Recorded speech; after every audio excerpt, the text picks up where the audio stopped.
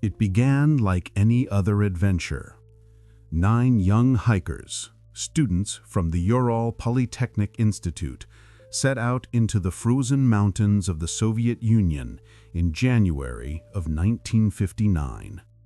They were experienced, confident, and eager to test themselves against the brutal cold of the Ural wilderness. The group was led by Igor Dyatlov, a strong, determined young man who had earned respect as a leader. Alongside him were his friends, Zina, bright and full of life, Rustem, the quiet athlete, Ludmila, bold and stubborn, and others whose spirits matched the snowy mountains they loved to climb. Their goal was simple but challenging: to reach Otertin Mountain, a peak as beautiful as it was deadly. The expedition would cover over 300 kilometers through forests, rivers, and treacherous snowfields. For them, this was not just a test of skill, but of endurance. They carried skis, tents, notebooks, and cameras to capture their journey. They laughed, sang songs, and wrote cheerful entries in their diaries as they moved deeper into the wilderness. Each step took them farther from civilization, farther from warmth, farther from safety. But none of them knew they would never return. The villagers who last saw them alive described the hikers as happy, determined, and strong. They waved goodbye as the group vanished into the white horizon, their skis cutting a thin line through the endless snow. Days passed, then weeks. No word came. At first, no one worried. Delays were common in the mountains. But when the days stretched too long, when families stopped receiving telegrams, when silence grew heavy, the search began. Rescue teams set out into the frozen land, trudging through ice and storm, desperate to find them. And what they found would soon become one of the greatest mysteries of the 20th century. It began with the discovery of a single tent. But not just any tent. A tent slashed open from the inside. The hikers pressed on, unaware that their names would soon be carved into history. January's chill deepened into February's wrath. The mountains were no longer kind. The snow turned hard as stone, and the wind cut like knives. Yet the group remained strong. Their diaries and photographs captured their smiles, their determination. But even in those cheerful notes, there were signs, small hints, flickers of unease. One entry mentioned how their compasses behaved strangely, needles twitching without reason. Another joked about the mountain spirits playing tricks on them. Laughter covered fear, but fear was there. Then came the night when the storm arrived. It descended without warning, a blizzard so fierce that the sky itself disappeared. Snow whipped across the ground, and the wind howled like an endless scream. The hikers struggled to stay together, pushing forward through the white void. Visibility dropped to nothing. Every step forward felt like walking into oblivion. They had planned to reach Otertin Mountain, but the storm forced them off course, pushing them toward a desolate peak the local Mansi tribes called Kholat Syak, the Mountain of the Dead. The name was no coincidence.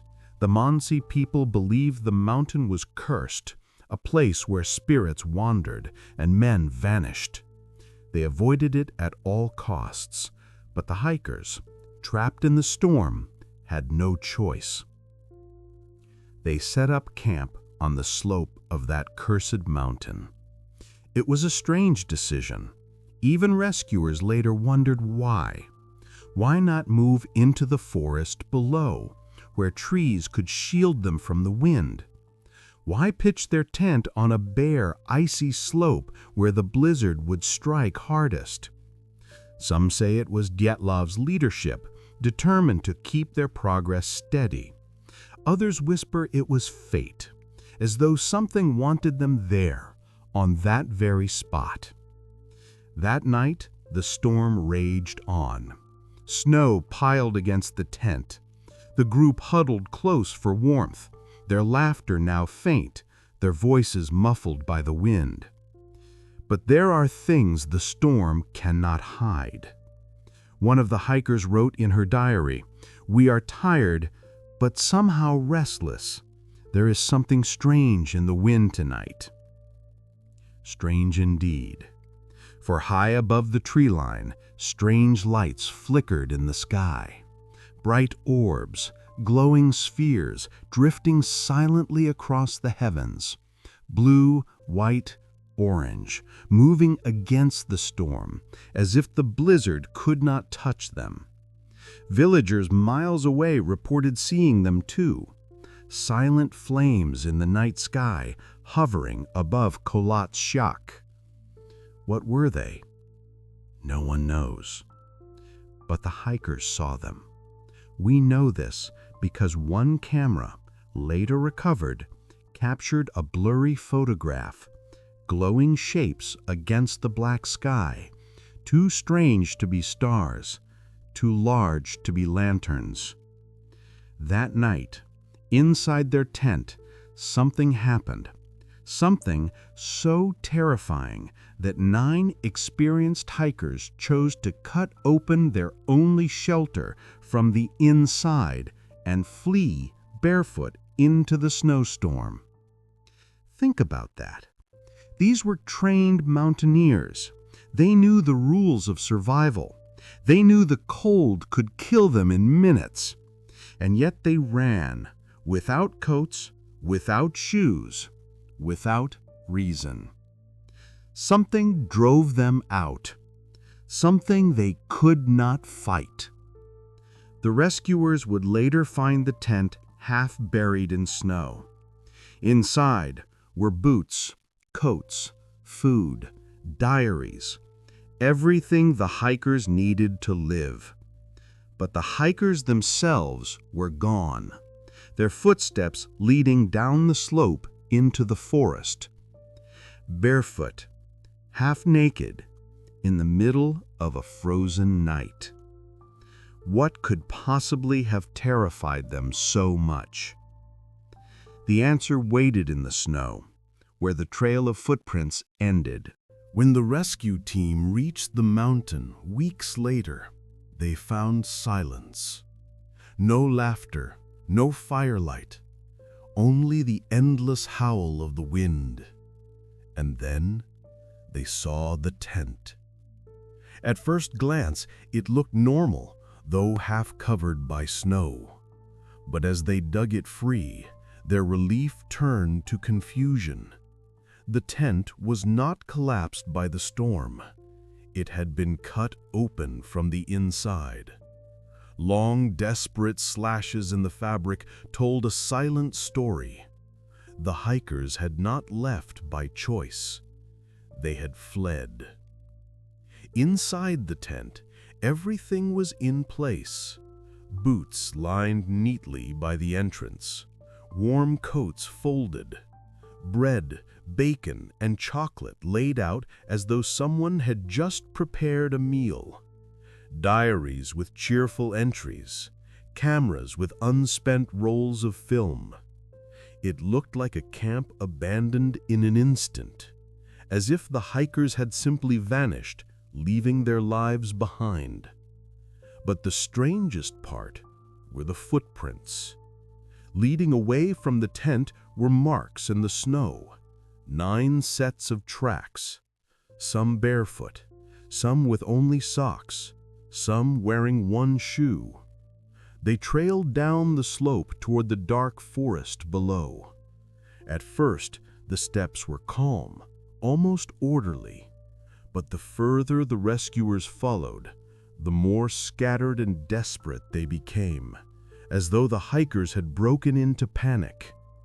The rescuers followed the trail into the woods, and there, beneath the trees, they found the first bodies.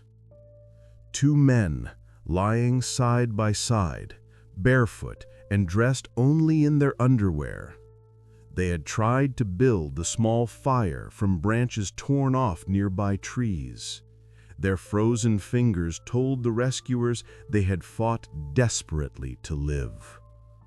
The branches above them were broken high up, suggesting one of them had climbed in a frantic attempt, perhaps to look for the tent, or perhaps to escape something worse. Their faces were frozen in expressions of agony.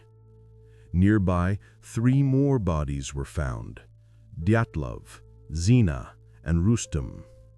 They were sprawled in the snow, as if they had tried to crawl back toward the tent, their hands stiff with frostbite. Their final positions suggested they had fought against the storm, or against something else.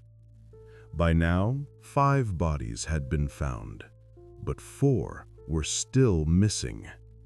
And when they were discovered months later, buried deep beneath the snow, the mystery only deepened. The final 4 bodies told a story more horrifying than anyone could imagine.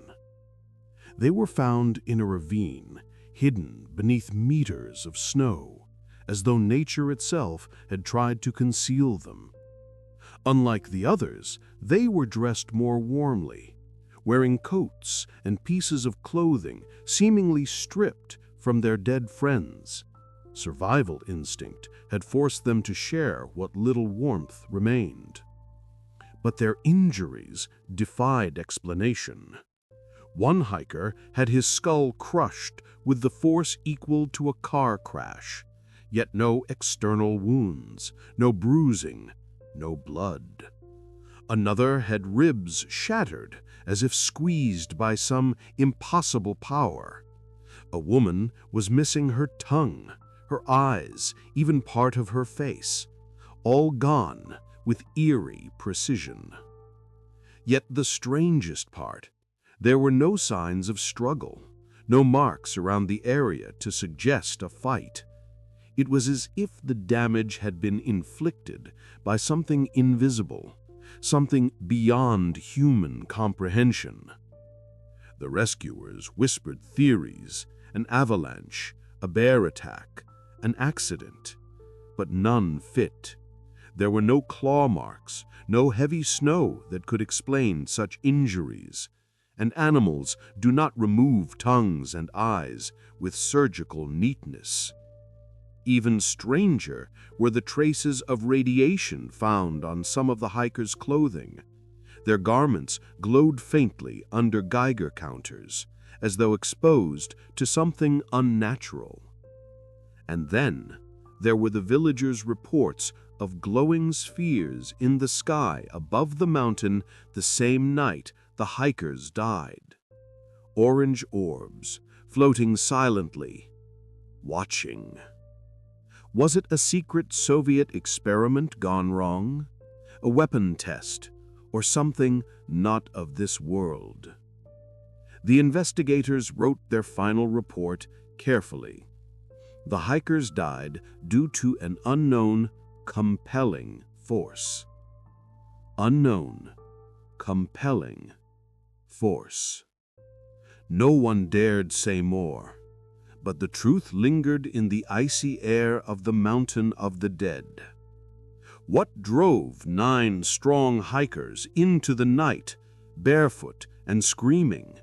What crushed bones without leaving bruises? What took eyes and tongues as though collecting trophies? The Dyatlov Pass remains silent, but the snow remembers. And even today, the wind whispers through the Ural Mountains, carrying the voices of the lost, voices that will never be heard again. The Soviet authorities quickly closed the investigation, but whispers spread like wildfire. The official statement, Death caused by an unknown, compelling force only deepened suspicion. What force? Why no clear answer? Why the rush to bury the truth? Rumors began. Some believed it was an avalanche that startled the hikers into slashing their way out of the tent.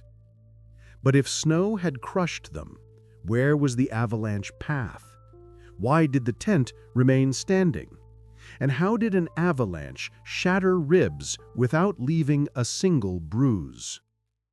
Others spoke of wild animals, perhaps wolves or bears. Yet no claw marks, no torn flesh, no tracks of predators were found. And animals do not remove tongues with surgical precision. Then came the whispers of military experiments. The Cold War was at its peak, and the Soviet Union often tested secret weapons in remote areas. Some say the hikers wandered into a zone of high-energy weapons or parachute mines. That would explain the radiation on their clothes, the lights in the sky, the crushing internal injuries with no external wounds. But if that was true, why were the villagers and searchers also alive, unaffected? Why leave behind so many strange clues? The most chilling theory came from the locals, the Mansi tribes. To them, Kholat Syakh was cursed, a place forbidden to outsiders. They believed spirits haunted the mountain, punishing those who dared trespass. Some whispered of ancient beings older than memory that hunted at night in the snow. Investigators dismissed it as superstition, but the photographs told a different story. On one camera was an image, blurry but haunting, a shadowy figure, tall, human-like, but distorted, lurking among the trees. Was it a trick of the light, or did the hikers capture their hunter in their final moments? The government quickly silenced such questions. Files were locked away. Witnesses were warned to remain quiet. And so the mystery was buried under layers of snow and secrecy. Yet the truth has a way of clawing itself back into the open, and to this day, the case remains unsolved. Decades have passed since that terrible winter night, but the Dyatlov Pass incident still haunts the world. Books, documentaries, and countless theories have been written. Each tries to solve the puzzle, but none can explain everything. Some modern scientists claim it was infrasound, low-frequency vibrations created by the wind across the mountains. Such sound, they say, can cause panic, hallucinations, and terror. Perhaps the hikers fled in madness. But does sound crush bones like a car crash? Does sound rip out tongues? Others argue for a rare natural disaster, katabatic winds, powerful enough to frighten even experienced mountaineers. Yet even these explanations cannot fit all the pieces. And then there are those who believe what the Mansi always knew, that the mountain itself is cursed, that the land remembers blood, and those who walk its slopes awaken something ancient, something not bound by science. Visitors who trek to Dyatlov Pass today report strange feelings, the sense of being watched, the sudden drop in temperature, the eerie silence that feels alive. Some say they see lights in the sky, just like the villagers described in 1959. One hiker who dared to camp there claimed he woke to whispers outside his tent, voices speaking in a language he did not know. When he opened the flap, nothing was there, only the snow and footprints that were not his. The Dyatlov Pass incident remains an open wound in history. Was it military secrecy, Natural disaster? Something from beyond this world? We may never know. But one thing is certain. 9 young hikers went into the mountain with laughter, music, and dreams, and never returned. Their story is etched in ice, their mystery frozen forever in time. And as the wind howls across the Ural Mountains, it carries their voices still, a chilling reminder that some places are not meant for men, and some questions should never be asked. For the mountain of the dead keeps its secrets, and it always will.